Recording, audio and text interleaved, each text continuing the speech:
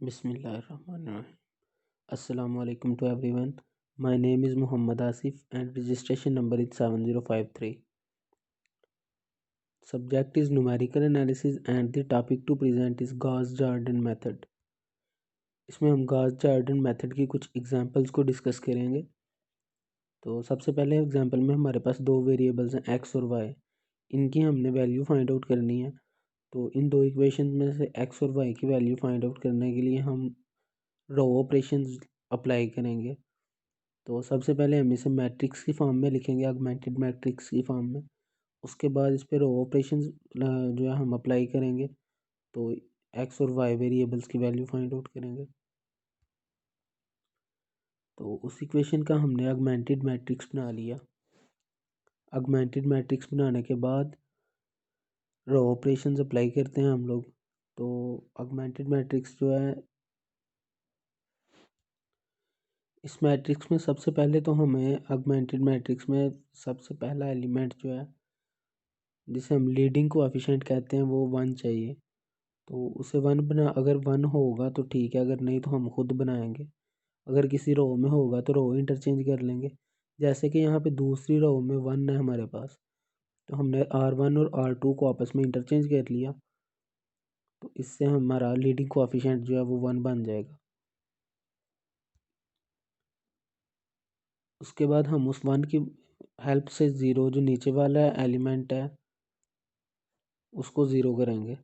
उसको ज़ीरो करने के लिए हमने R2 में से 2 टाइम्स R1 को सब्ट्रैक्ट कर दिया, तो वो नीचे वाला ज़ीरो बन जाएगा और दूसरी values as it is calculation के मुताबिक हमने यहाँ पे लिख दी।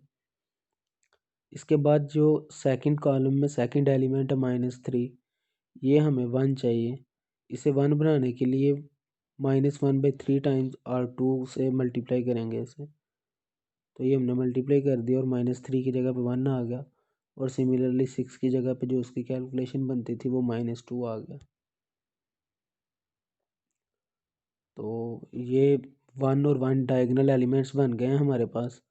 तो सिमिलरली सिंपली इसका जो हमारे पास सोल्यूशन आ गया, x की वैल्यू 5 है और y की वैल्यू -2 है। उस एग्जांपल में हमारे पास दो वेरिएबल्स थे। अभी हमारे पास एक और एग्जांपल है। इसमें हमारे पास 3 वेरिएबल्स हैं, x1, x2 और x3। इनकी वैल्यूज़ हमने फाइंड आउट करनी है गॉस जॉर्डन मेथड से। तो इन तीनों इक्वेशन को हमने इक्वेशन 1, 2 और 3 का नाम दिया है।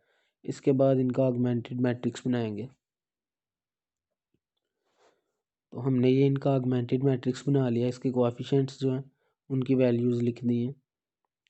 अभी ऑगमेंटेड मैट्रिक्स पे हम रोज ऑपरेशन जो है वो अप्लाई करेंगे और वेरिएबल्स x1, x2 और x3 की वैल्यूज़ फाइंड आउट करेंगे। हमने R2 में से R1 को सब्ट्रैक्ट किया, क्योंकि हमारे पास फर्स्ट कॉलम का पहले लीडिंग एलिमेंट के अलावा दो बाकी जो थे R2 और R3 के फर्स्ट एलिमेंट ज़ीरो चाहिए। उनको ज़ीरो करने के लिए हमने R2 में से R1 को सब्ट्रैक्ट किया। इसके बाद R3 में से 2 टाइम्स R1 को सब्ट्रैक्ट किया। तो जब सब्ट्रैक्ट करेंगे तो पहले कॉलम के लीडिंग कोएफिशिएंट के बाद दोनों एलिमेंट्स जो हैं ये ज़ीरो बन जाएंगे। इसके अलावा दूसरे एलिमेंट्स की कैलकुलेशन एज इट इज़ हमने इनपुट कर दी है। इसके बाद हमारे पास जो है पहला कॉलम जो है, इसकी रिक्वायरमेंट पूरी हो गई है। तो अभी डायगोनल एलिमेंट्स 1, 1, 1 चाहिए हमें।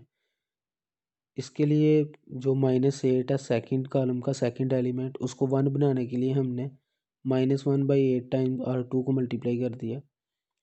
तो जब मल्टीप्लाई करेंगे ये 1 बन जाएगा। अब ये 1 बन चुका है हमारे पास, तो इसकी हेल्प से हम इसका ऊपर वाला एलिमेंट और नीचे वाला एलिमेंट दोनों को ज़ीरो करेंगे। उसके लिए हमने रो ऑपरेशन अप्लाई किया। R1 में से R1 -3 टाइम्स R2 और R3 + 5 टाइम्स R2 किया।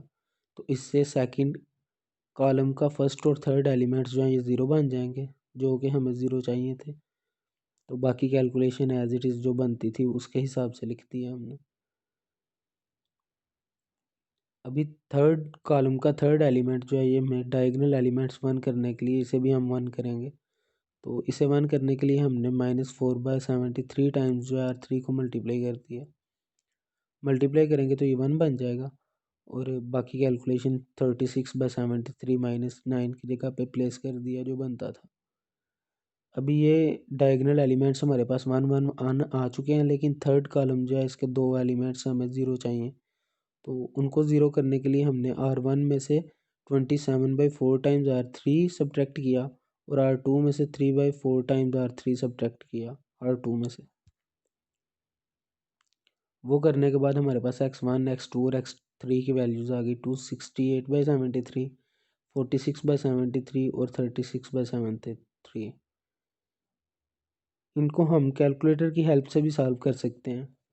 उसका मेथड ये है कि हमने सबसे पहले मेन्यू की प्रेस करनी है, उसके बाद डाउन एरो की को 2 टाइम्स प्रेस करेंगे, उसके बाद राइट एरो की को प्रेस करेंगे तो हमारे पास इक्वेशन का ऑप्शन आ जाएगा। जब इक्वेशन के ऑप्शन को सिलेक्ट कर लेंगे हम, उसके बाद वो हमसे 2 ऑप्शन मांगेगा। नंबर 1 पे जाएंगे हम साइमल इक्वेशन में। इसके बाद जितने वेरिएबल होंगे हमारे पास, जितने अननोन्स होंगे जिनकी वैल्यू फाइंड आउट करनी होगी हमने, वो उस नंबर सेलेक्ट करेंगे। 2 से 4 तक कैलकुलेटर हमें कैलकुलेशंस कर देगा। तो जितने वेरिएबल्स होंगे हमारे पास उतने हम सेलेक्ट करके इक्वल की प्रेस कर देंगे। इसके बाद वो वैल्यूज़ एक 1 बाय 1 करके वैल्यूज़ मांगेगा। तो वो जो जो वैल्यूज़ बनेगी उन अननोन्स की, वो हम पुट करके इक्वल की प्रेस करते जाएंगे।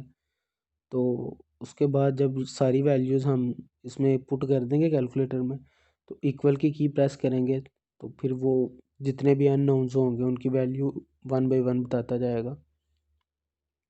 थैंक यू जी, अल्लाह हाफिज़।